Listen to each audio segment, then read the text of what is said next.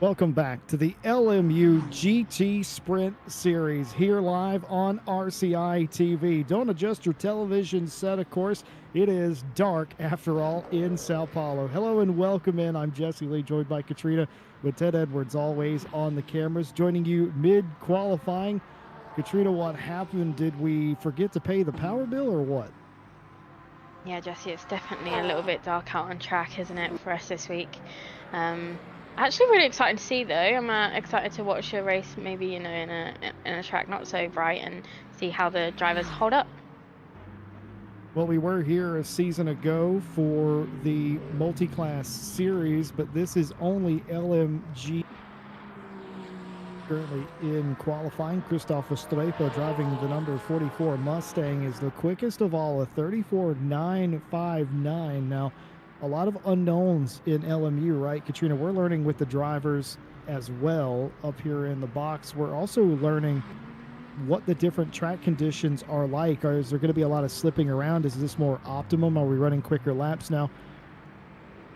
History of motorsport would dictate that that is indeed what we're going to have here tonight, is that we're going to have quicker lap times, and we're already in the 34s, but what damage might that do to tires? We'll have to see. Of course, at Le Mans, for instance, they'll double stint, maybe even triple stint tires, but of course tonight that won't be a necessity at all. Qualifying still going on. Vermack just goes P2. Savick in third, Gill up to fourth, and Van Driesch the top five. Behind them, Breach, excuse me, sorry, Breach, Wilkinson, Durazio, Van de Voken, and Raphael Huel, the top 10 currently. But I spy in 12th place Martin Lawrence, our defending champion of this race, and also most recent winner in the series this season, outside the top 10.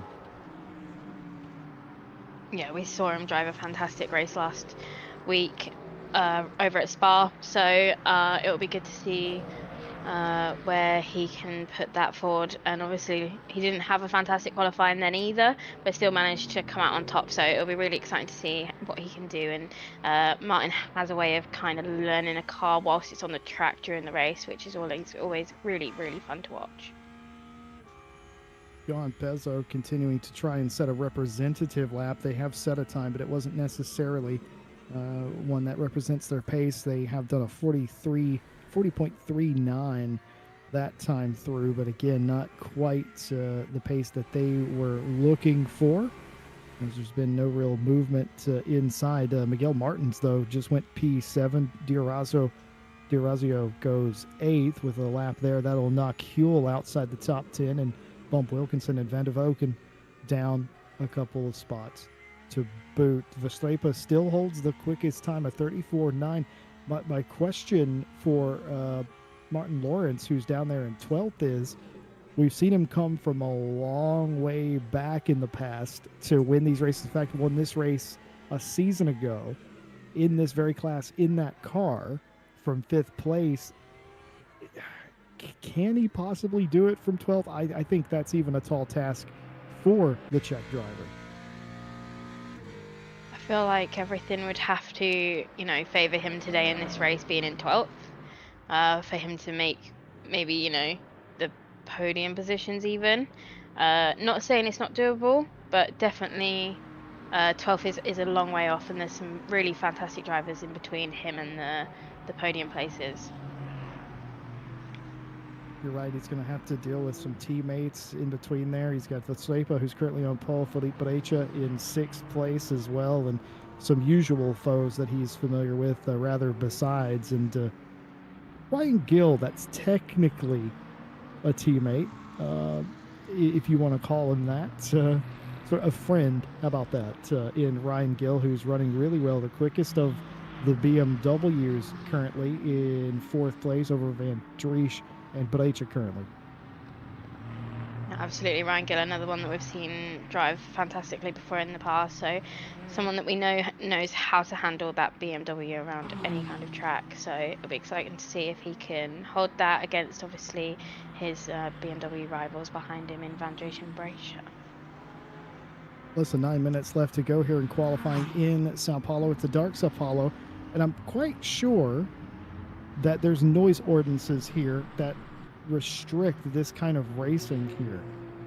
For those of you that don't know why there's not more night racing, it isn't because it's not preferable. It's simply because a lot of places where racetracks exist, there's noise ordinances and things like that that keep racing like this from occurring. There's probably something like that here. Of course, the particular area in Sao Paulo that we are is quite built up, and you actually may be able to see some of the lights around, especially over the main grandstand in the background. I know there's quite a nice little cityscape back there that I'm sure is modeled in the sim as well. This place is also interesting because it's almost like a bowl, Katrina, as well. The sound reverberates and echoes here almost like an oval track would, because of the nature. You can actually see the built-up walls as we're in the middle sector here, and it just sort of it creates this cacophony of noise that I'm sure is quite frustrating to people that live right near the area. But hey, that's a whole nother can of worms. If you knew there was a racetrack, why'd you buy a house there? Oh, there's the city. There it is. I told you it was over there somewhere. Yeah, absolutely. I agree. I think I'd enjoy the sound of the cars on the track, but maybe not at, you know, early hours of the morning or late at night. So. Well, of course, my noise ordinances do exist. You don't want to be making noise at obscene hours in the morning. Thomas, by the way, has brought up that there is a second Porsche on the grid. We've only ever had the one. There is a second one. And we've got Pezzo and Samushin now on the grid, both in Porsches. And here is Stanislav Samushin in the Manthey 92. They're still looking to set a representative lap of their own. I've not driven the Porsche much in LMU. I much favor the Ferrari and the BMW myself. But I would imagine that car, based on it not being particularly popular, Katrina, it seems like it is a handful to manage. Yeah, absolutely. I would agree with the lack of interest in that car in this series. Maybe, you know, people know more about the car than we do, and maybe it's not as good or versatile around all of the tracks combined as we see someone literally spun off in the middle of the road. I'm pretty sure that was the car in question we were talking about, and it is Stanislav, as if on cue. Do you know, by the way, Katrina, I looked it back over last week. We went a perfect 5 for 5 for predictions last week. We did not miss a single prediction between the two of us. In credit where it's due, you had 4 of the 5 predictions, but I made the one, and it was also correct. I picked the winner. You picked the moves of the race. That's never happened before. That was RCI history, and we've already started off on the right foot. That car, again, appears to be quite difficult to drive. There is part of the cityscape behind turns 1 and 2 through the Schumacher S's. We're not at the Nürburgring. That's the Senna S's because we're in Brazil. Yeah, absolutely. Kind of pretty looking to a pretty view of the city from the racetrack. Not that the drivers are probably thinking about it, but from my point of view, yeah, it's very pretty. It is very nice indeed. And also the Ferris wheel in the center of the racetrack. And oh my goodness, Zach Vermack, who's been sitting in P2 for the majority of this qualifying session, very nearly loses it under braking. The back end of that car escaping them. Something up with the brake bias there, I'd have to argue. And oh no, maybe just trying to get the power down to the back of the heart of racing, Aston, and almost paying the ultimate price. I dare say this won't be a quick lap because of that, because loose is fast, but the skidding out of control is not conducive to lap time. As I was looking up and down the board there for an abnormality that was not there. Timing and scoring always throwing us for a loop. Verstappen still the quickest, the 34.959 over Vermack, nearly a quarter of a second back. Savick nearly half a second back. Hail Satan in 4th place by Van Driesch, and Ryan Gilnow occupies the final spot, the top 5.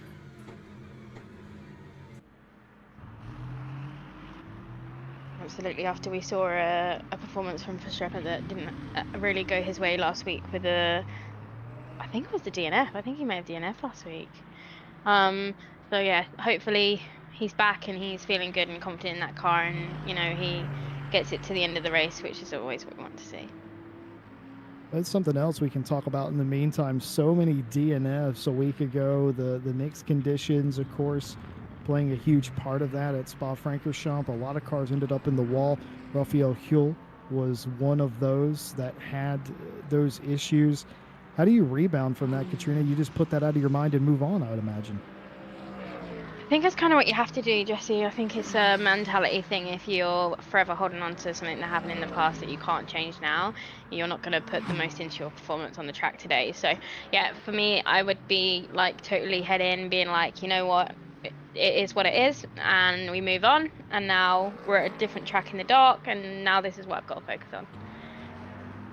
Yeah, I think you nailed it with that. Like, look, we had challenges a week ago, and it was the weather. Today the challenge is kind of the weather. It's the time of day, and that's sort of weather adjacent, I suppose. If you're wondering about the forecast, nothing really to complain about other than the fact that it is dark. Everything else looks like it's going to play ball for us today. We don't expect there to be any rain. We don't expect there to be any adverse conditions at all, other than the lack of daylight. So they'll be dealing with that throughout the entirety of the race. And in a way, you really rely on your practice. You rely on your qualifying to sort of get you up to speed for this sort of thing. And Martin Lawrence, down to 14th place, is on a little bit of a heater and goes all the way to 6th in the Proton Mustang. And that is exactly what you want to see. And I'm detecting a little bit of a pattern in this championship, in this LMGT championship. Katrina, do you notice anything interesting about the top 11 cars? They're all different manufacturers, but they all have one thing in common.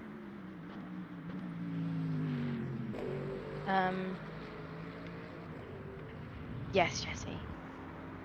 They're all front engine cars. Exactly. The engine is in the front of every single one of those cars. And GT racing, I felt, had been moving away from that. It used to be the way to go because you have more weight on the front axle, better in the wet, better balance, etc., easier to balance, etc., and so forth. Maybe in LMU, we've hit the tipping point back the other way. Mid-engine cars were super favored. The Porsche, when it became that, Ferrari, McLaren, etc., and so forth. But are we going back the other direction, I wonder, with Ford, with Aston, with BMW?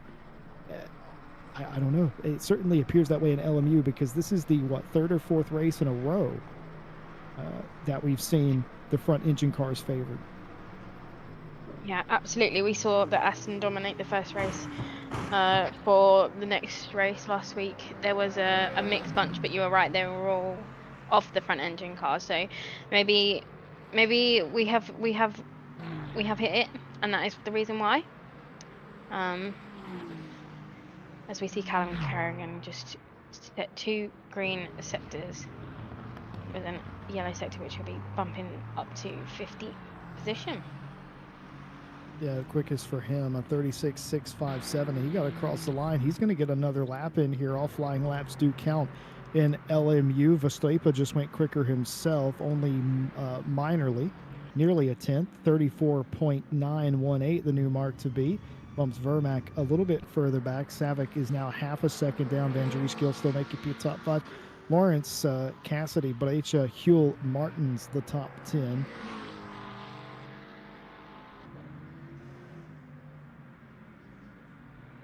Time has expired, of course. Flying laps will count. Daniel Merchant coming across the line. Doesn't look like they're going to pick up, and they don't. We'll start at best 19th place. Raphael Huell has a chance to improve out of 9th.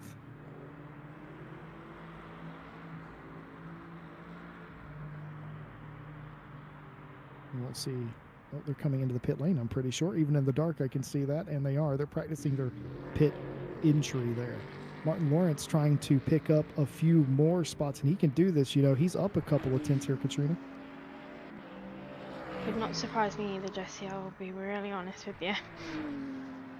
Here he comes to the line. He's going to duck down the pit lane. He must have had a bad sector number 3. Zach Vermack set the quickest of all middle sector and a personal best first sector. This could be troubling here. This could be quite quick indeed. This could be really close for pole position. Here comes Vermack in the heart of racing, Aston, to come to the line, and it is an improvement, a 35-133, but not nearly good enough to take Christoph Estrepa as qualifying comes to an end. Came down to the last car and got oh so very close.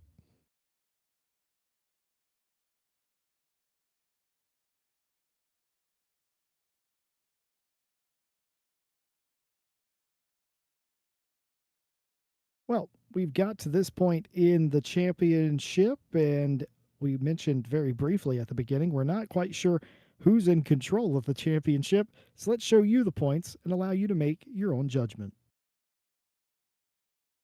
Martin Lawrence currently leading the championship, 63 points over Angela Scotti on 52. Ryan Cassidy has 50 championship points, tied with Ryan Gill for that third spot. Rafael Huell in fifth with 35 points, tied with Felipe Brecha. In seventh place, Zeno Van Driesche on 32 points. Zach Vermack on 30. Terry Liggins on 28. Miguel Martins rounds out your top 10 on 23. Reese Wilkinson is tied with Mims Mann with 21 apiece in 11th place. Kanani in 13th has 18, tied with Jackson. Badowski and D'Orazio tied for 15th with 14 points. Savick sole possession of 17th place with 10. Valet on 7 points, and everyone else has yet to score points in the championship.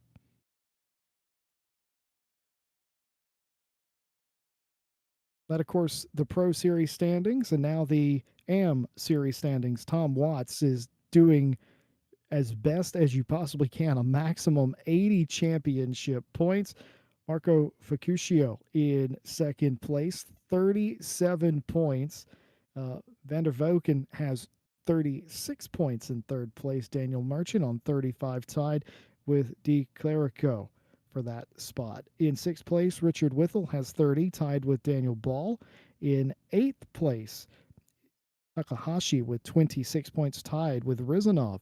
Peter Varga has possession of 10th place with 23.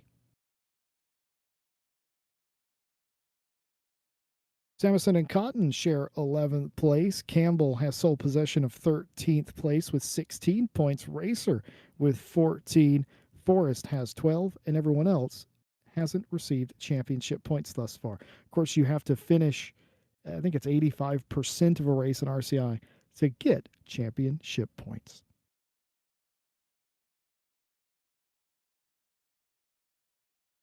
So in the AM class, Katrina, it is all about Tom Watts. He has doubled up with 2 wins and has been incredibly impressive, but it's all to play for in the pro. I mean, it's all to play for in general, because all it would take is Tom Watts to have one bad race, one DNF, and it's all knotted up again. But he is certainly in the literal and proverbial driver's seat as Watts. But in the Pro Series category, it's not quite like that, so to speak, and especially with Martin Lawrence having to come from 6th place, which is one spot deeper than he had to come from a season ago to win this race.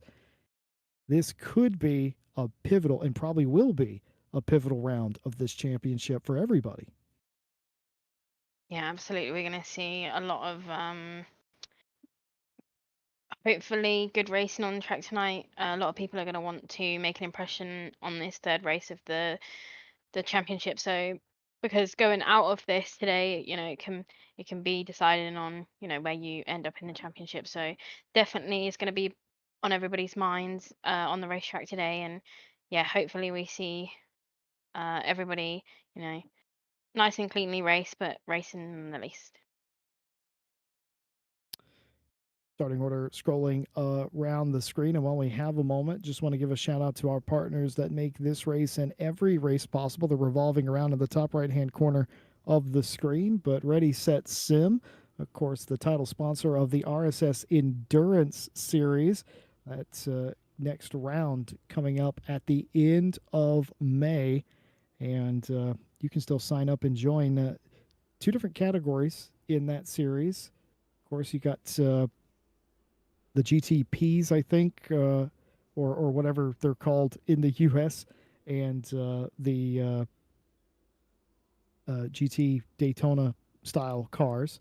So GTs and hypercars essentially in there. And top 3 positions at the end of the championship in both classes get awarded prize money provided by Ready, Set, Sim. Coach Dave Delta, Green Man Gaming, Moser Racing, and of course Motorsport UK. We thank them all for their help and partnership. We'll have more on them a little bit later. Katrina, it's going to get crazy here, I think. So many cars. It's going to be dark. It's going to be close quarters racing and very, very tight here through sectors 1 and 2. Yeah, I agree, Jesse. It's going to be some close actions today in the dark as well. You got to think about, cars, just cutting the tracks, and just as we get the race underway, there has been a penalty applied for Foster, so I'm sure why that is. Maybe for placement on the grid or something, but we'll have to serve that in the next couple of laps. A couple of cars starting from the pit lane. Cassidy and Whittle both in the pit lane, and a couple of cars out of position, as Katrina just said. But away they go, as clean as you like up at the start. Verstappen gets out in front of Savick. Vermack loses a position. Callum Kerrigan has visited the wall, exiting the Senna S's here. Dan Jarish is in 4th. Martin Lawrence has got around Philippe Brecha. Ryan Gill has fallen down. Now is fighting with Ryan Gill and Brecha over the 6th place position as they continue on. Verstappen's trying to streak away, and meanwhile it's anybody's guess even further back. The one big incident there, Callum Kerrigan going off of the racing surface there for a moment. I think, Katrina, he might have made it to the wall as well. Yeah, absolutely. It definitely looks like he could have made contact there, so not ideal for Callum. Hopefully it's not too bad of damage, and we know this LMU can be very harsh on the damage sometimes, so hopefully he's got only just the tiniest bit of light damage and he can continue his race. Hopefully a couple of cars that started in the garage, or excuse me, in the pit lane, they have gotten going. I highly doubt they meant to do that, but it might have been a little bit of a saving grace on the early melee here at the very start of the race. Verstappen, Savick, Vermack, the top 3. Van Dries, Martin Lawrence, your top 5, as everybody streaks around to complete the very first lap of the race and try to settle into a rhythm. Some racing going on here. Johan Pezzo for Manti flashing the lights on the Mustang, or to the Mustang in front, trying to go around the outside. You can make this move work, but you've got to be very careful. Cotton almost slamming the door there a little bit, but doesn't fully shut the door. It's still enough to scare Pezzo back into line for the time being. I would say, though, that Porsche has the legs on the Mustang, at least right now, ducking out a line down into the inside position. A little bit of rubbing. One of the part of racing cars is off of the racetrack. It's Carlo D'Orazio. That reverse angle completely threw me. Didn't know where they were on the racetrack there for a second, but nevertheless, they got it going in the right direction. But huge time loss there, as Johan Pezzo has not completed that pass on that Mustang. I thought that they were going to get through. They haven't. They've still stuck in 19th place behind Cotton here. Yeah, absolutely. I also thought that was going to be the case. It looked like they were, had track position then, so it must have been a little bit of a back and forth going on. Hopefully he can keep it up and, get past that Mustang for that position.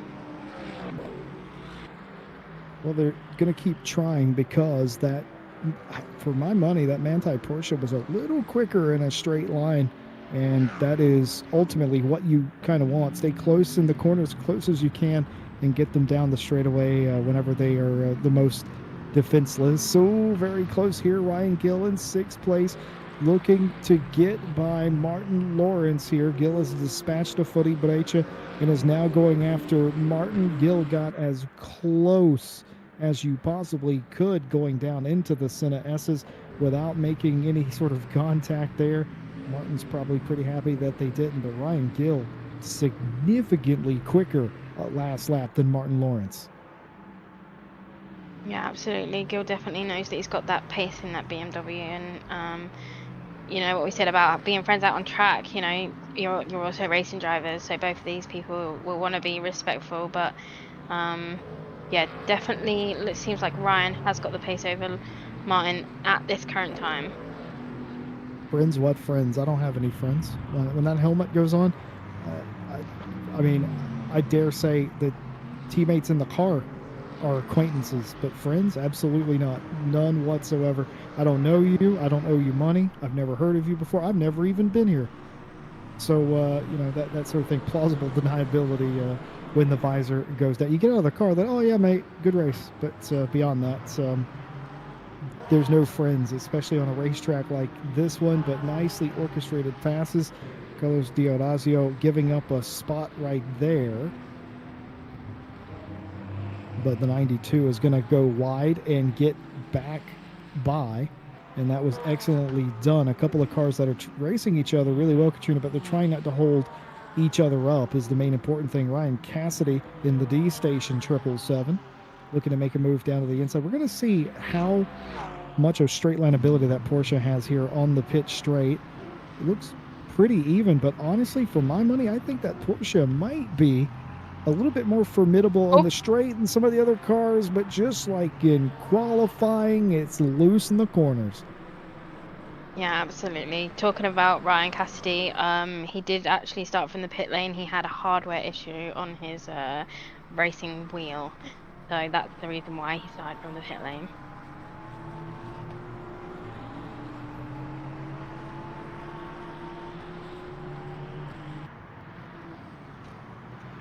Well, my prediction was incorrect then. So a hardware issue started from the pit lane, but that's exactly what that's for.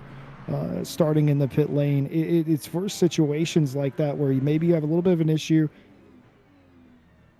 It's not enough to take you out of the race, but it is enough that you need to mentally reset or physically reset something. But Reese Wilkinson here up inside the top 10 in the Ferrari, the highest running Ferrari, the JMW Motorsport car. Yeah, absolutely. Looks like they're enjoying it at the minute out on track and, you know, trying to make moves. Still got 3 seconds to the car ahead of them, so got a little bit of a way to catch up to Hill, but as long as he's got the pace and he's comfortable, he can confidently do it.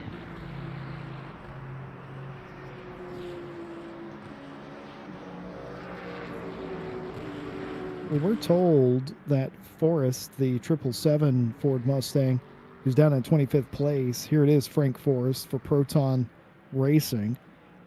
They were given a penalty on the initial start of the race. We suspect it for being out of position. That may have been given because the car in front of them was in the pit lane, but otherwise, Frank Forrest has served that penalty regardless of what it was for and how fair it may or may not have been. We're just guessing up here, but what we do know for certain is Forrest has served that penalty, and they're the only car that has any sort of clean running, and probably some of these wish that they had some of Forrest's clean running here as Terry Liggins in 16th place gets really close. That's Vanderlinde and Scotty directly in front of them, and they're thinking about going 3 wide through the Parafino, and I wouldn't do that even on the best days.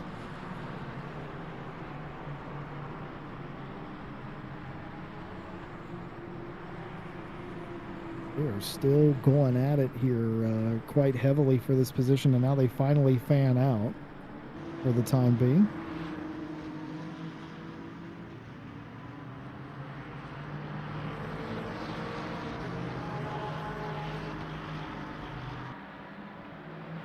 Daniel Merchant in 15th place, looking to make up the spot on Scotty as Scotty continues to try and drive away. Meanwhile, directly in front of them, Van der Voken and Mims Mann continue to swap this position back and forth. They did it just about twice on the pit straight. They've done it once again down into the Senna S's, and they get it sorted by the time they get to Curva del Sol, at least for this time. Chris van der Linde able to hang on to that spot, take it away for now.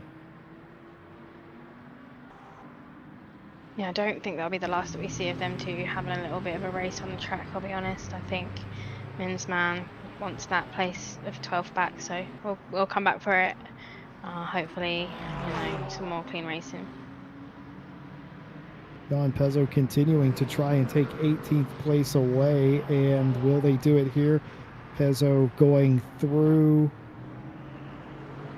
or getting overtaken rather, I should say, by the Aston, and has continued to lose. That's their third or fourth position loss in the last lap or so. So they were once fighting for 18th. They've been sent all the way down to 20th for now. That was Cassidy, who just went by for the 19th place position. I don't think we've had, have we had retirement yet? I don't think we have. We have not. Not that I'm aware of, Jesse. I feel like so far, touch wood, everybody is still out on the track that started the race, which is always lovely to see. Certainly is. Vestlepa continues to lead. The interesting thing is he had a 1.6 second lead, did Christoph Vestlepa. That's now down under or around 3/4 of a second. The Proton Racing 44 is losing a little bit of steam here. And second place is catching, and so is third now that I see them in the same shot as we watch the rear wing cam. This is in the sort of the rear glass of the Proton Racing camera, and due to the unique way that the Ford Mustang, Richard Whittle in the TF Sport Corvette becomes our first retirement of the race, and Katrina, as always, as a commentator, shouldn't have said anything.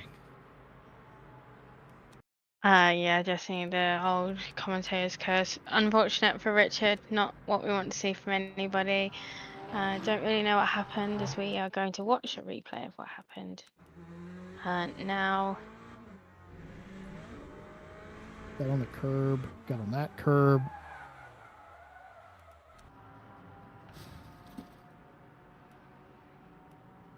Yeah, that would have probably been suspension damage if I had to guess there, and just sort of gave it all up there. And that is a retirement for the Corvette. I believe that is the second time this season that they've had to retire the lone Corvette. And unfortunately, that has become our first DNF of the day.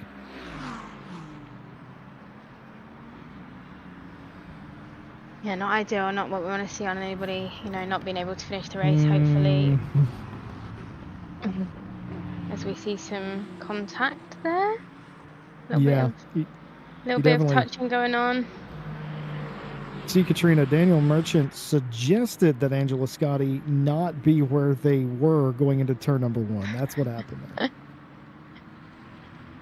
And do you know what Scotty said in return? Scotty said, I suggest you stay behind me anyway. Yeah, let me take my position on the track while you stay behind me. Angela Scotti has been one of those drivers, though, that's just been consistently there, or in the last 2 races that we've seen. Obviously, with the fantastic strategy that we saw on the tyres from last week, managed to gain a podium position. So yeah, always nice to see Scotty on the track, and yeah, nice to see her being able to hold up everybody behind, even if it might not be for very long, because they do have a bit of a train of traffic coming up behind them. It's always nice to see, good racing. And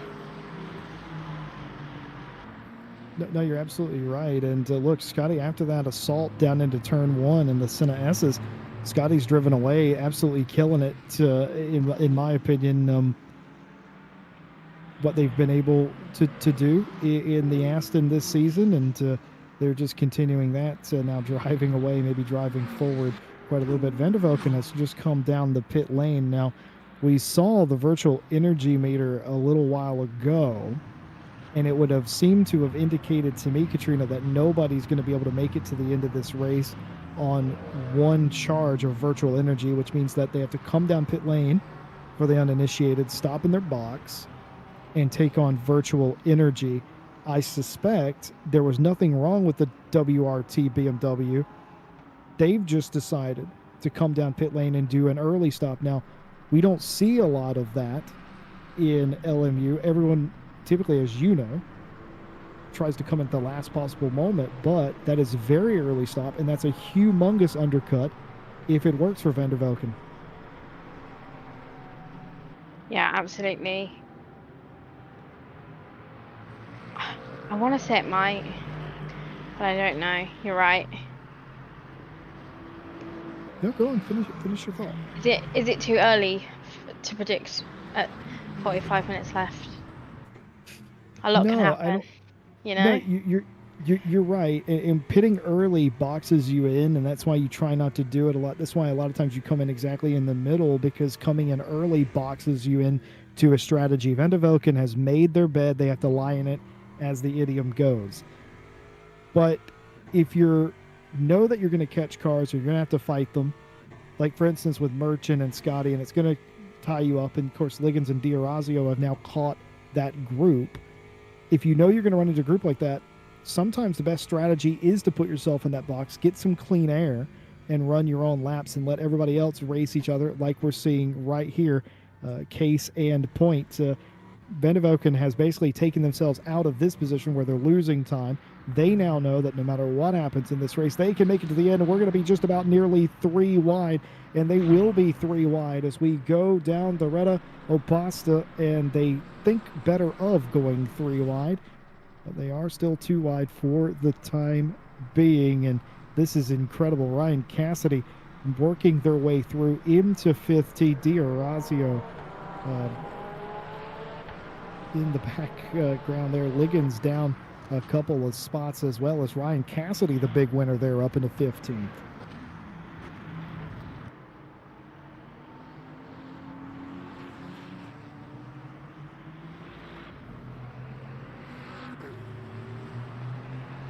Cassidy started from the pit lane, didn't he? I was gonna say, like, from a car that started from the pit lane to be up in 15th position is impressive, considering we've still got 43 minutes of this race left. Yeah, it's always fantastic to see someone that's like able to do it. Yeah, definitely having the drive of his life at the minute. Hoping that he can continue to make his way through the pack and up to the, you know, the positions Certainly at the top. Christopher Slepa continues to lap around a second in front of Savic. Vermac has caught Savic, and the 3 of these cars are all within about a second and a half of each other. As you can clearly see, all 3 of your podium positions in one shot. That's good news if you're Savic and Vermac. That's bad news if you're Veslepa, who wishes that they were so far out in front that they weren't in a position to be caught. Van Driesche and Lawrence make up the rest of the top 5. Gill was unsuccessful in getting by Martin Lawrence, and in fact that gap is now ballooned to a second and a half between the 2 of those cars. But here is the fight. All 3 of your leaders, Katrina, under a blanket, and this is really the race within the race. We saw earlier Van der Velken come into the pit lane to do an early stop. If you're Vermac, do you consider it here? You know you're going to have to stop. Come in now, maybe get out from behind Savic, make better lap times, maybe jump them both. This is exactly what we were talking about. This could be an excellent deployment of that strategy. Yeah, absolutely. But you've also got the counter on that. You go in now, you know, you get back out, you get stuck behind that one car that's very good at defending on the track, and then, you know, where do you end up at the same time? So it's like it's a gamble and a half. Considering, you know, sitting in 3rd place very comfortably, close behind Savic as well. Might just wanna stay out on track for a little bit longer, push and see if you can make the position up on track first. My math is not always reliable, I would say. But Christoph Strepa and all these drivers up here are somewhat close to being able to make it on energy. It's close. I don't think it'll be enough, but they're at least close. The problem is that if you go into saving mode, which you can do, if you did do that, though, you would almost certainly be passed by everyone behind you. So it might be more worth it just to come down the pit lane, but that's something that they're all going to have to wager here.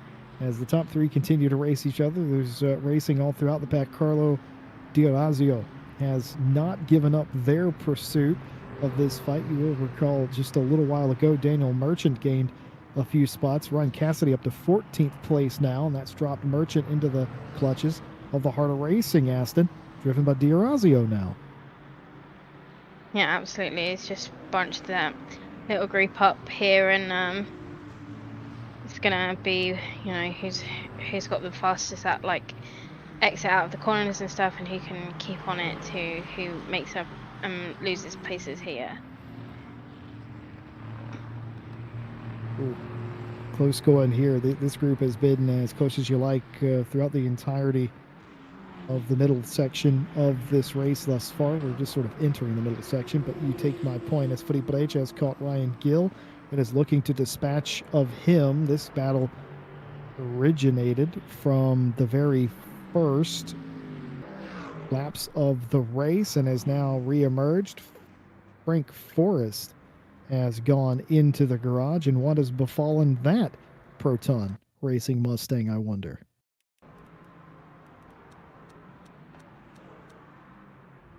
That car's just stopped, isn't it? You can look at the throttle trace at the bottom right-hand corner of your screen. The green is the throttle, the red is the brake, and so that's interesting. It's registering that he's pressing it, and he clutched right there. And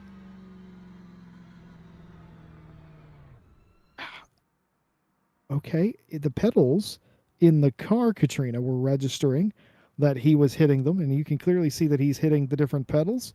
Nothing's happening. If it were a pedal potentiometer or a sensor problem, it wouldn't register that. Did he put the wrong fuel in the car, or did something else go wrong? I have no idea. That's got to be some sort of... I have no clue what's befallen that car. I would imagine that it's a fueling problem on that car that has led them to retire. Otherwise, you wouldn't be able to see the graph on the telemetry of the pedal going down. If it was a pedal problem, it wouldn't register at all. But since it is, that's got to be setup related. I have news from Frank Forrest himself, who's just said, and I quote, "Blown my engine, WTF." Right. So yeah. So it was a fuel problem. The fuel was going in the engine and right back out of it again. Yeah, pretty much. Yeah, not ideal for Frank after serving his penalty early on in the race from being out of position, we believe, on the grid start. Yeah, not ideal, not what we want to see. So my uncle, when I was very little, gave me a great piece of advice. He said, the oil goes in the pan, not the floor. And somehow Frank Forrest has detonated the engine on that Mustang, and he did it without leaving a parking lot. So that's impressive. Yeah, it's very impressive. Not what we want to see, but very impressive.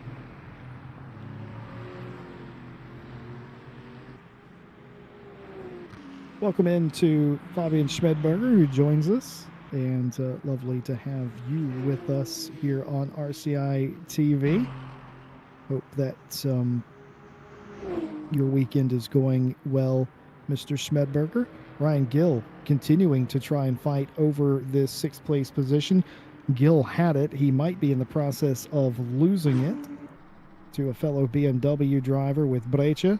Brecha appears to have had the position for a moment, but now Ryan Gill on the counter-attack. Very nearly contact, but no harm, no foul there, as Brecha will hold on to P6. Something has happened to Savick, who has plummeted through this field because Vermack is now second. Van Driesch up into third. Martin Lawrence has been promoted into fourth place. Lawrence himself is right behind Van Dries for the final podium position. But Ronan Savick, something has happened to the car, who qualified P2 and has ran P2 for the majority of the race. Not entirely sure how they've lost those positions, but we do recall Vermack and Savick were quite close. Could one of them have run off of the racing surface at one point? I worry that that might be exactly what's happened here. Yep.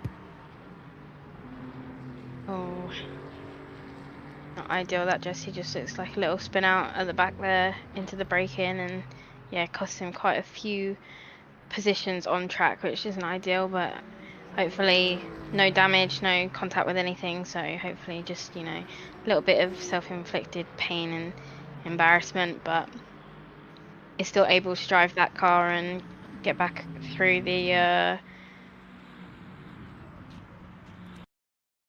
field. As we see Raphael Hill DNF, which again I can confirm from the driver itself is another blown engine. Now, why are they blowing engines? We didn't have this problem. Is it the hanging RPMs on this straight, I wonder? But why would that be a problem now? Maybe the cars are too quick, or maybe it's like shifting issues. Is there no shifting protection in? Oh, it is shifting. Our broadcaster Ted Edwards is right. They're shifting down too quickly. And unlike other sims that have this hard-coded shift protection, they are shifting down too quickly. They're going... So, Katrina, what's happening is they're going through the Senna S's, but they're trying to nail these gear shifts to slow the car down going downhill, but they're over-revving the engine on the downshifts, and it is just blowing the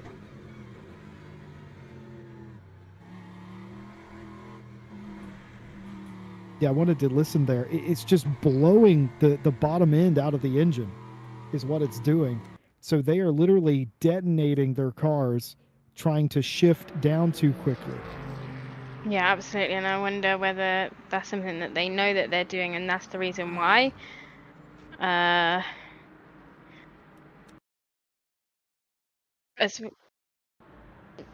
can confirm that is not an engine gone from Ryan Cassidy. That was the hardware that we had at the beginning of the race. Why the reason that he started in the pits with his wheel being a little bit broken. Same issue that he's having again. Oh dear. So that is a DNF due to hardware. Yep, he's got no throttle and he's got it back there, but it's not really working. And his wheel issues have brought the D station Aston into the pit lane. You know, for a race that didn't have any DNFs through the first 15 or so minutes, and the race start was pretty good. We have gotten 4 DNFs in the past 10 to 12 minutes alone, further proving that I shouldn't have said anything. Absolutely, I feel like the commentators curses out in full force today, Jesse, and not ideal to see anybody DNF. And after having so many last week, I thought we were going to have a better race this week. Hopefully everybody's listening and, you know, they're listening to me mentally say to them, don't downshift too quickly. You know, you're going to blow your engine if you do it. And hopefully we don't have any more engine blows or, you know, hardware issues to make any more DNFs. Well, Verstappen still leads Vermack by 1 second. Van Dries in third. Savick fourth. Martin Lawrence in fifth place. Savick has retaken fourth place from Martin Lawrence, as all 3 of those cars, Van Dries, Savick, and Lawrence, are all in a line together, sort of vying over that third place position. Ryan Gill seems to have been gapped a little bit by Brecha right behind them. Miguel Martins and Wilkinson sort of in their own zip code, the John Dalton zone, if you prefer. But still, this fight continues. Merchant now in 13th place, trying to keep Mims Mann behind them. And in fact, that pass, now the gap going out for Daniel Merchant in 13th place, who is trending in the right direction, nearing the halfway point in the race.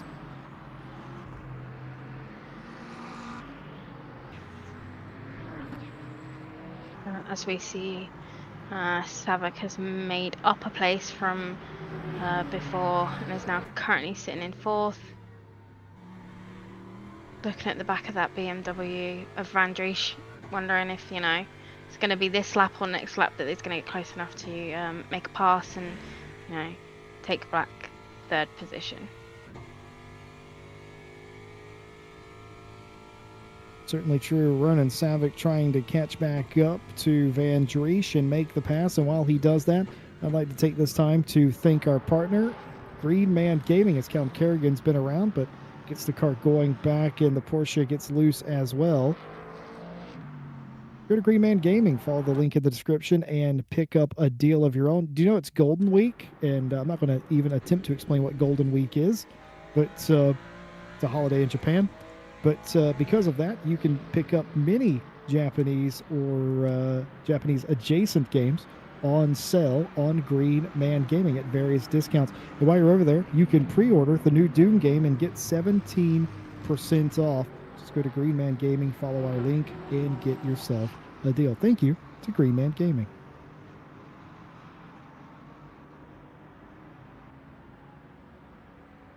We're starting to see the first pit stops of the race. Really, so it's quick by Liggins and not so quick by the Aston Martin. So maybe we've seen a new set of tyres go on that car. Maybe some extra fuel. Liggins got a penalty though, coming out of that pit lane. Maybe a little bit of speeding.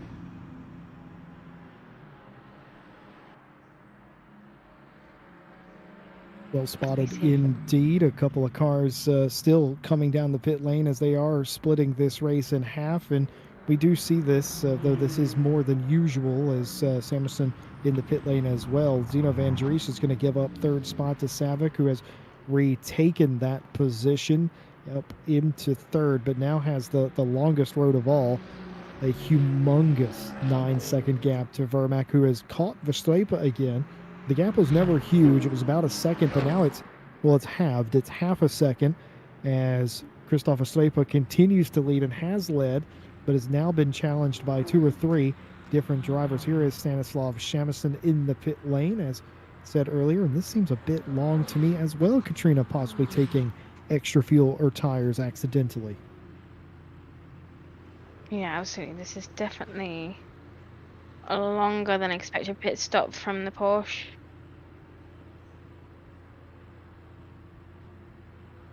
Well, while Stanislav takes a longer pit stop, let me take a minute to talk to you about the upcoming RCI calendar.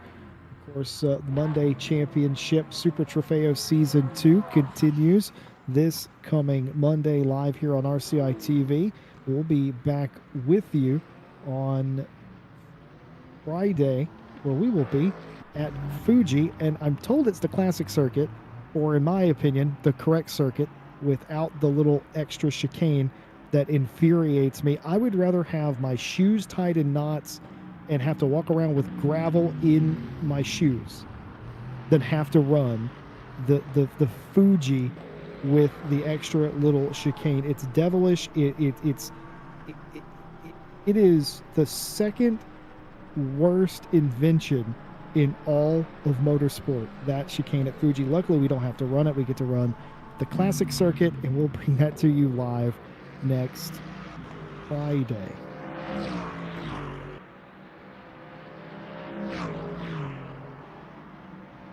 Katrina, I'm going to put you out there at Fuji next week, I think. I'm going to make you drive 1 lap of what they call the classic circuit and 1 lap of the GP circuit, and you're going to tell me which one you like better, and I'm going to judge you based on your answer. Okay. I'm so down to try both. But I mean, let's be honest, I'm a pro driver, so I think I'll just like both of them. Do you like going 35 kilometers an hour for no reason at the end of a 220 kilometer straight? No, that just seems a bit mad. Yeah, it is. It not only is it a chicane, it's a chicane the wrong direction.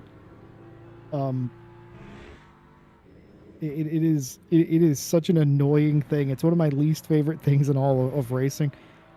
It's definitely in the top 3 for most annoying configurations of all time. But we don't have to deal with that. We are racing the classic circuit, which just hangs a very nifty right up the hill, which is the way the circuit should be in the first place. But I digress. Callum Kerrigan back inside the top 5, and Savic's down the pit lane. Yeah, absolutely. From third position, maybe is thinking about the undercut of the top 2 runners as well. So thinking if they come in now, they can make the position up of to first and second. Well, we just saw Callum Kerrigan in 15th place, but it appears the GR Racing Ferrari has had an incident. Now, was this involving another car, or was this a solo incident?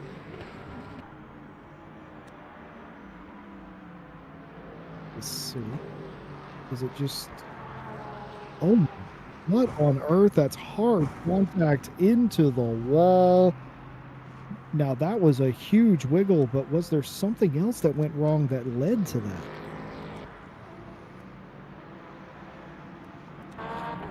That was such a weird snap at that part of the corner. After you've already turned in, but Callum Kerrigan nonetheless, hard contact, that will surely, he'll need some repairs on that car, surely, but he's not coming in.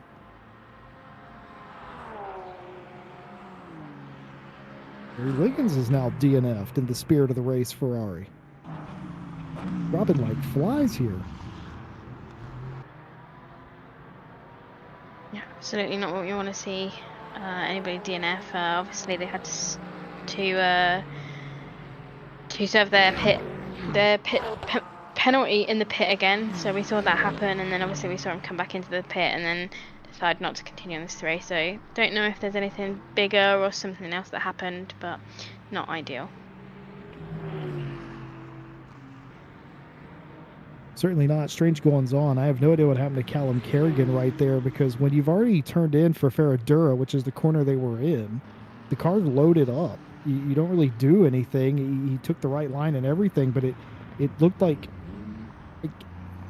it snapped on him, but it looked like something broke in the race car is what it looked like, because he just speared off left, like something in the suspension broke, but that wasn't what it was. It just snapped on him. I don't know if he changed his throttle input or what, but it was unrecoverable in the strangest of ways. If I knew any better, I'd say something was damaged and broke in the suspension, but that is a possibility in LMU, but that's definitely not what happened. If that did occur in LMU, I assume we'd see sparks. So just speared off, and humongous damage, or at least we think it would be humongous damage, but it hasn't led to the Kerrigan car coming down pit lane. They drop outside the top 15 and are now in 18th place. Verstappen still continues to lap in front of Vermac. 1.1 second the gap, as that it's kind of ebbed and flowed. It's gone in and out, but Vermac's never been quite close enough to do anything about it. Van Driesch is now in third, Lawrence fifth, Brecha fifth, but do bear in mind that Savic has completed their pit stop. Savic currently in 13th, but is the leader of the cars that have done their pit stop, that we assume, and I use that term quite boldly, we assume everyone will have to come in to refill the virtual energy. We've been wrong before, but we suspect that everyone will do, and if so, Savic might gain quite nicely on some of the others, just based on not being in traffic.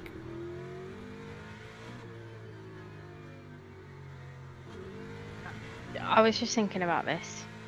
I feel like if they go right until the end, to the point where they really, really, cannot continue and they have to come in.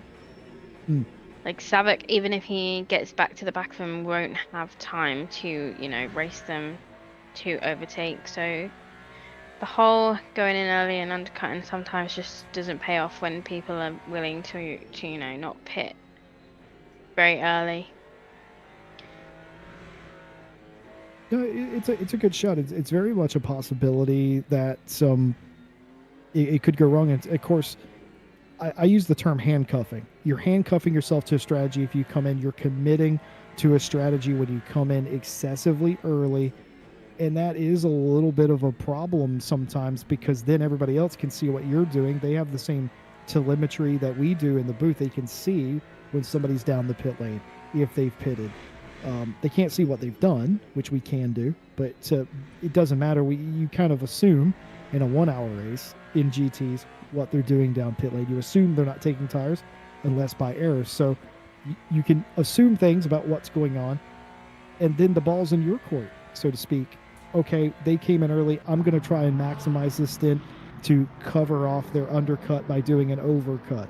And that's why coming in is so risky, because unless you know you have a definitive advantage, it is an incredibly risky strategy. So you're absolutely right. And Savick is in a pocket where he's not racing anybody. He's 16 seconds behind Mim's man. So, and he won't catch them in the time remaining. But the biggest monkey wrench in Savick's game plan is, what if Verstappen, Vermack, Van Dries, Martin Lawrence, Ryan Gilbraicha, what if one of those cars, not all of them, if one of those cars is able to drive economically and make it, it will ruin their strategy. But looking at Verstappen's energy, yeah, I don't think it's going to be Verstappen if anybody's able to make it. Even worse, Zach Vermack is doing even worse on energy by a bar. Yeah, absolutely. Definitely looks like they are in the territory of not being able to make it. Yeah, there's certainly not. Almost nobody is in the situation. Funnily enough, your leader, Christoph Verstappen, just about the best. Miguel Martins. Oh, hold on a minute here, Katrina. Miguel's kind of close here. It looks positive. It looks positive from my end. That looks really close. Chris van der Linde has decided that they're not close, and they are coming down the pit lane. Yeah, absolutely. If you were that close, though, would you just try and make it to the end, or do you go in now and just say, you know what, I might not? If I'm Miguel Martins, and of course Miguel Martins doesn't know how close everyone else is on energy. That's another thing they don't know. If I was Miguel, and maybe Miguel has this on in the background and can hear us, which is metagaming, but we have no rules against that. I would think about slowing up, backing up my corners, clutching. I would think about trying it with 18 minutes. It's damn close. Miguel Martins wins this race without challenge if he's the only one that doesn't have to come in. That's very interesting. Out of everyone we saw, Miguel is the only one that I really think has a legitimate shot. If they start now, if they start to save, like go into an ultra save mode right now, I think they could just make it. But the question is, do they know how to save that much, and can they save that much? I wonder if they don't have to pit, where they would end up on the racetrack too, being in 7th position currently, and with obviously going into a saving mode, where they would end up if everybody above them had to pit, and they did not. Well, again, I'm not the mathematician in the family, but I'm pretty confident in saying they would win. He is lifting and coasting. He's not fully like clutching in and disengaging the transfer case, but he is lifting and coasting. He is trying to make it, Katrina, and by my rudimentary maths, he will win this race if he can make it. 16 minutes left to find out, Jesse, to be honest. 16 Very minutes for the exciting, rest of your 16. life. 16 minutes from sitting in my seat, I'll be honest. I've got full faith. I don't, but I want to see him make it anyway. I don't have faith in anything that is unproven.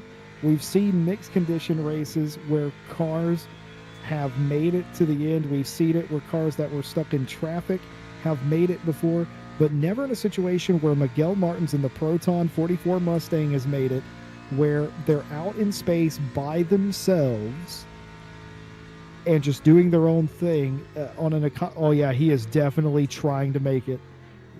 That is several hundred meters before where you would lift off the throttle. He is certainly, as we go down the Reta Oposta, we'll see at the end here before we go into the City of Interlagos if he does it again. He should do before he gets to the braking markers, and he is. He is lifting and coasting, as I say, several hundred meters before you would naturally do it. Stanislav Samuelson has gone around in the Manti Porsche.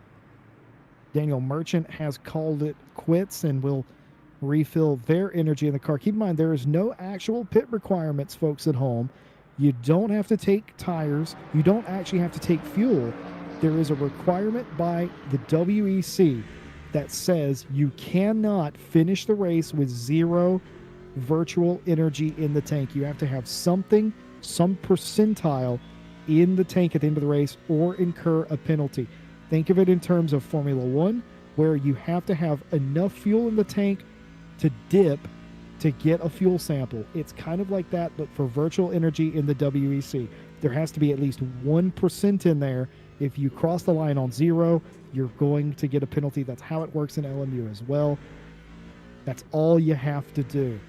These cars are physically limited by their distance. They are not limited by pit requirements here at RCI for this particular series. Martin Lawrence, he's kind of close, but I don't know.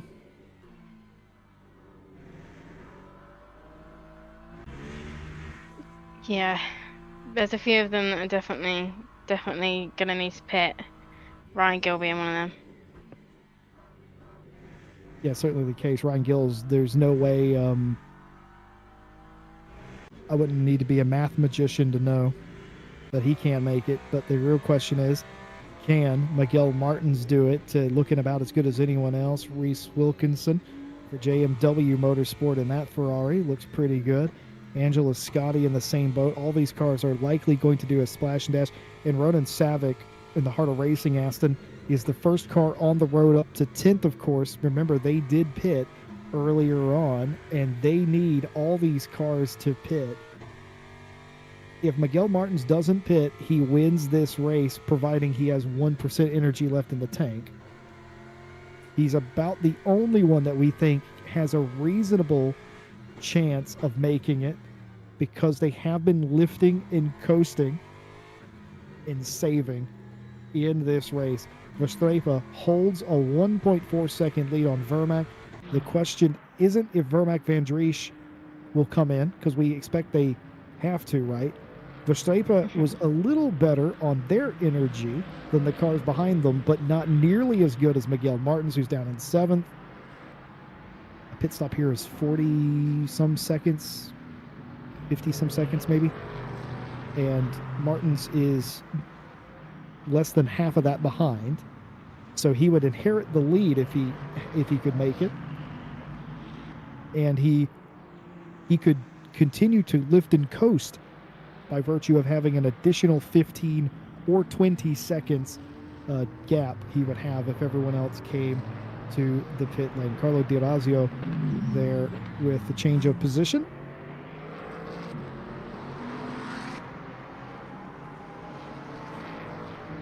Doing quite nicely, letting Verstappen through. Oh, Katrina, can he make it?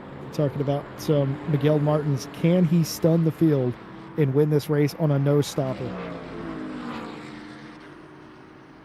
I'm going to say yeah. I think I was confident before, but I'm going to say yeah, and 2 now still. 11 minutes left of this race. Oh, it's going to be spicy at the end. Katrina gonna say it with her whole chest right there. I'm gonna give him a maybe. I'm not so sure. It's gonna be real close for Miguel Martins. It would be a hell of an upset win, and it would be a brilliant win for Miguel. An excellently strategized race. I think we could all agree. By the way, I have a new theory on why Verstappen keeps giving up time. I think he's picking laps whenever the gap gets too big.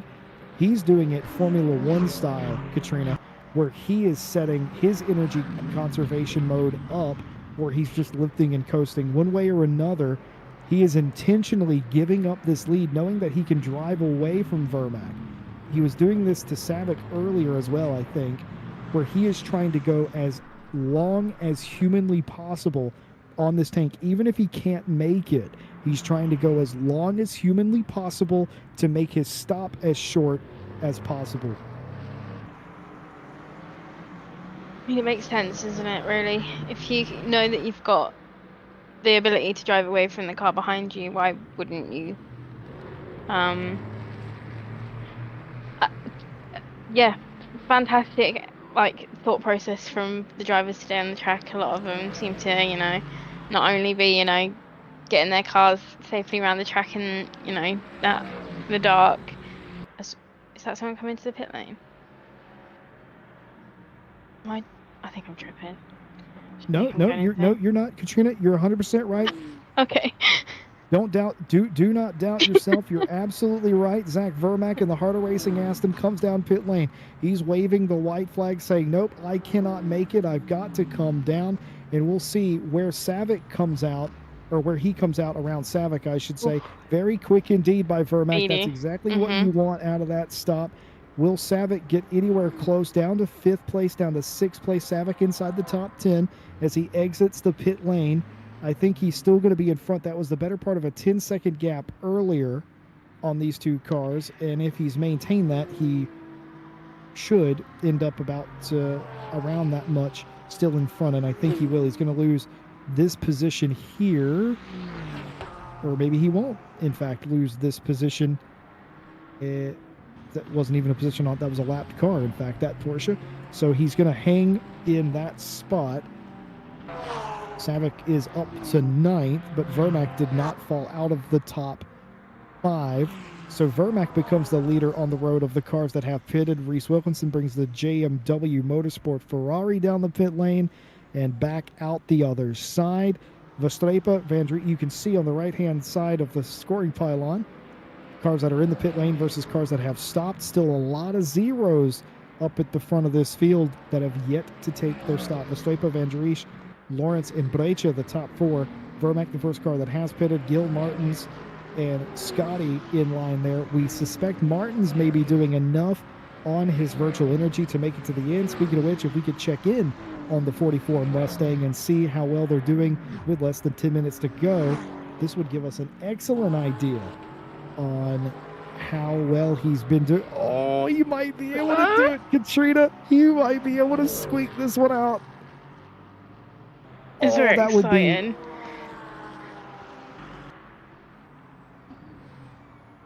Oh, he's got the same amount of virtual energy. That's what the NRG graph there on the right-hand side is for.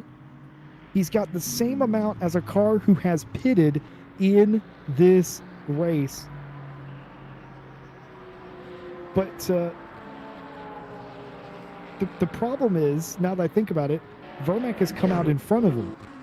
So he won't win this race, but it's still exciting. I was expecting Vermac to sit there a few more seconds.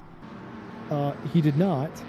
And now has about a 5.5-second lead on Miguel Martins. But still, this could mean a podium for Miguel Martins here. Madame M's man in the spirit of the race. Ferrari into the pit lane. Ooh, huge movement there to get the car into the correct spot up on the jack. See, this is what I was more expecting about with Vermac. That was nearly twice as long on M's man's stop versus Vermac's stop there. Yeah, absolutely. Let's go look at Verstappen's virtual energy, shall we? See where they're doing. See how they're doing, rather.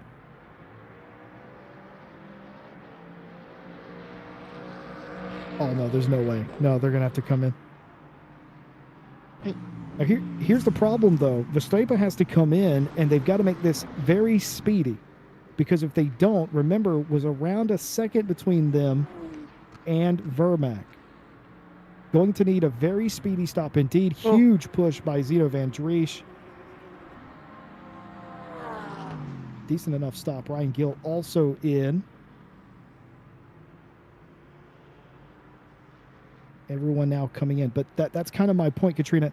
When Verstappen comes in, he cannot be moved back into his box. He can't take too much fuel or too much virtual energy, I should say. Otherwise... Yeah, absolutely. It's got to be pit perfect. Mm-hmm.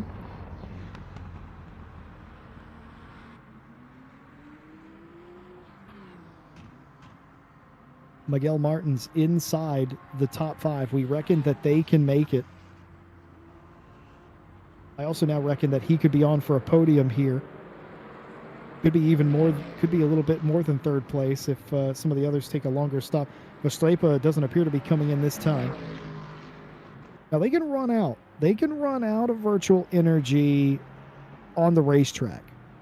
That just, it slows them down a bit. But they cannot finish the race with 0 virtual energy. That is the rule. Yeah, absolutely. But to me, in my brain, it just doesn't make sense to not pit when you've got none, because it makes you slow out on track, so you're going to lose time anyway to the cars behind you that have already pitted and got virtual energy. So as we see, right you are. Philippe come into the pit lane again, another huge pullback. Quick stop though, quick stop. Currently sitting in 4th position.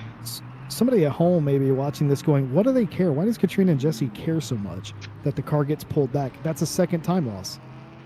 That's a mistake that you can avoid by not doing that.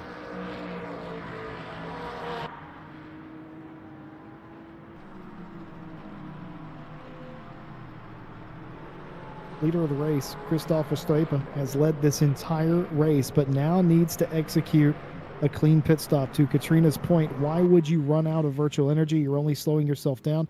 We expect Verstappen to come in this time through, and my goodness, this camera illustrates just how dark it actually is around here.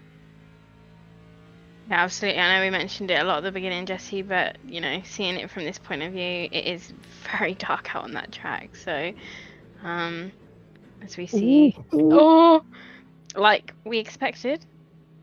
He didn't Not speed. I want to make that clear. He was at 54 kilometers, 54 Ks when he hit the line, though he almost crashed. Speaking of that, Stanislav Shamison's gone off the racetrack. He continues on. Those Porsches have looked, both of the Porsches we had tonight, have looked absolutely wicked. Not in a good way. Not Boston wicked. Wizard of Oz wicked.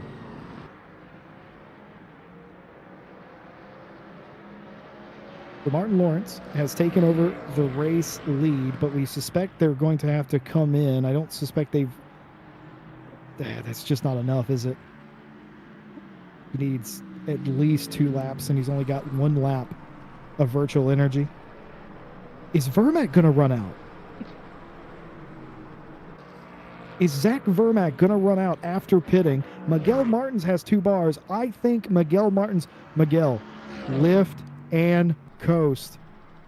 Please. Economical. Please. Sips. Tiny little sips. Little sips. Verstappen has yet to pit. We suspect they're going to have to come in. I think Vermac has under-fueled that race car. We've seen Vermac come into the pit, Jesse. Just as we were watching that Porsche spin-off. Verstappen has come in. Vermac, of course, has made a stop, but I don't know if Vermac's going to make it to the end. Martin Lawrence has not yet pitted, and there's no way Martin Lawrence is going to make it either. Remember, you get a hefty penalty if you finish the race with 0 in the tank, but the Proton 88 coming in. Martin Lawrence pits the Mustang. That'll hand the lead back to Verstappen. Miguel Martin's up to 4th place. White flag is out white flag means something else to a lot of you, but where I'm from, white flag means the last lap of the race. Vermack is back in the pit lane. As we discussed, Zach Vermack underfueled that car. We thought that stop was incredibly quick. It turns out it was too quick.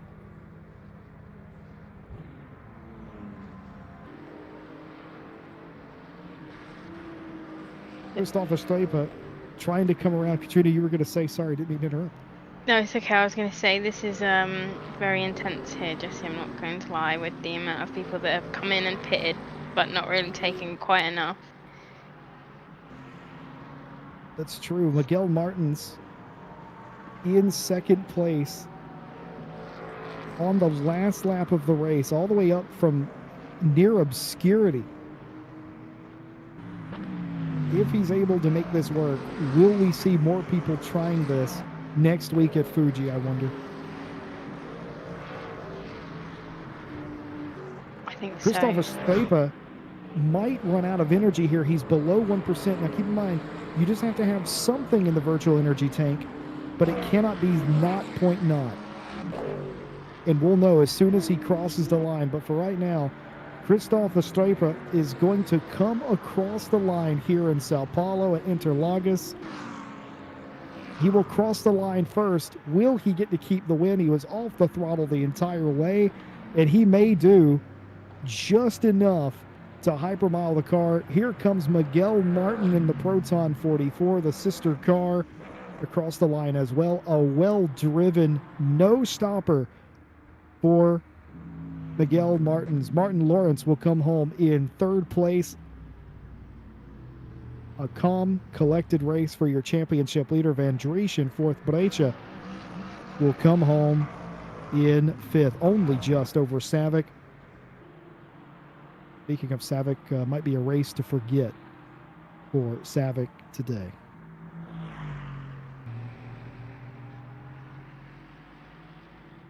Vermack, after having to pit twice, comes home in 7th, a race for them to forget perhaps. Ryan Gill faded to 8th place after being up inside the top 5 early. Wilkinson coming home in 9th. Angela Scotty, another fantastic top 10.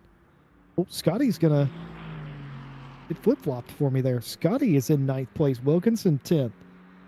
As everyone trying not to run out of fuel here.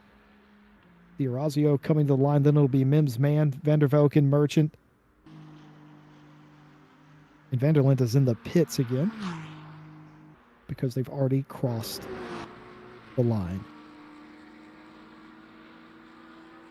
Daniel Merchant here, the final finishers here off of the racetrack entirely. That is not the way through that corner. Daniel Merchant will have to settle for 14th, and Vandervelken will take home 13th. A nice fight at the line. Katrina, I got to say, we talk about it every week. Will somebody chance it? Will somebody be able to make it the distance at the end of this race? Use the fuel mileage to not pit because you're not required to if you don't have to. And for the first time in this LMGT Sprint Series here, we've seen it. We've seen somebody do it, and his name is Miguel Martins. Yeah, absolutely fantastic from Miguel, and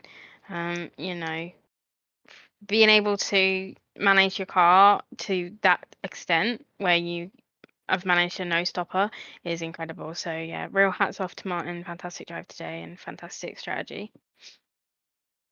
Well, there you have it. Verstappen, Martins, Martin Lawrence, your top 3 finishers, all in Fords. You know, we began this series talking about would the Astons dominate? We were, of course, in Portugal at the time, but now it's going the way of the Fords. Are we seeing Ford domination now?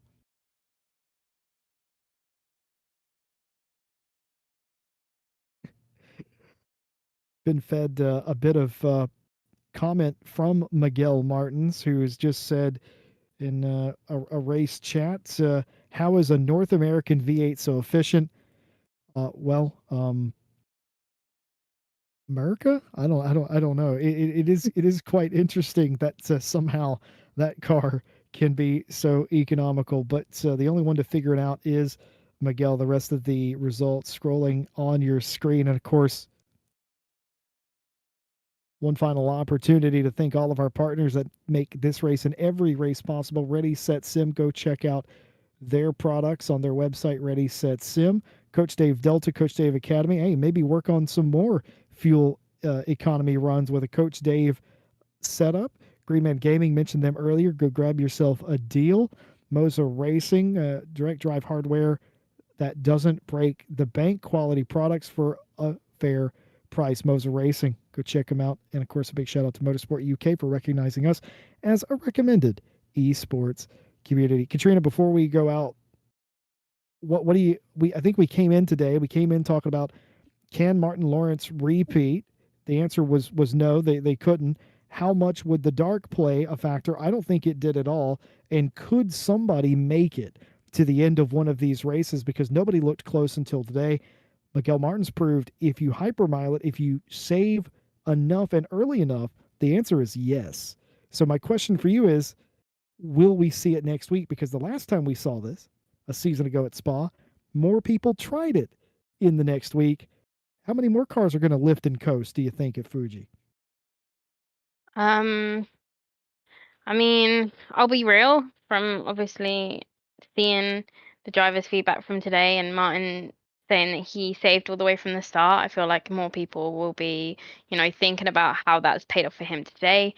Moving on to next week at Fuji, I think we will see more people try it and see if they can make up the places to come, obviously second in a race where, because you didn't have to go in for your pit stop is a huge factor. So yeah, I think we will see more of it next week. I think again, like we saw before, everybody's learning how to race their cars on the track. I think it's the same now with just the LMGT threes. And I think everybody's like learning at the same time. So yeah, to see a huge domination from the Fords today, considering we had such a big domination from the Astons on the first race, just keeping everything really like entertaining. So yeah, always fun to watch, and yeah, it makes me excited sitting up here having to see different things and seeing the drivers learn it and things like that. RCI calendar. More Super Trofeo action coming at you live on Monday. We'll be back with you on Friday live on LMU for Fuji, where we'll see if more cars can make it to the end. A big reminder that the 24-hour of Nürburgring is on May. I have no idea if my timings are correct for the rest of the world. So in the middle of May, it's the May 16th or 17th, one of those 2 days it starts, but you can find the sign up at racerci.com for that and many other things, including the Ready, Set, Sim Endurance Series over on iRacing. We're on ACC. We're on LMU. We're on iRacing. We're on the Nürburgring. We're on top of everything. RaceRCI.com. Sign up, join us, bring your friends, and have some good racing. The 24-hour of Nürburgring one off middle of May as well. Next broadcast, of course, on Monday. We'll see you again next Friday. Man, what an amazing race. Well done to Christoph Estrepa, the winner tonight. And of course, also Miguel Martins, who overcame the odds, hypermiled the Mustang of all cars.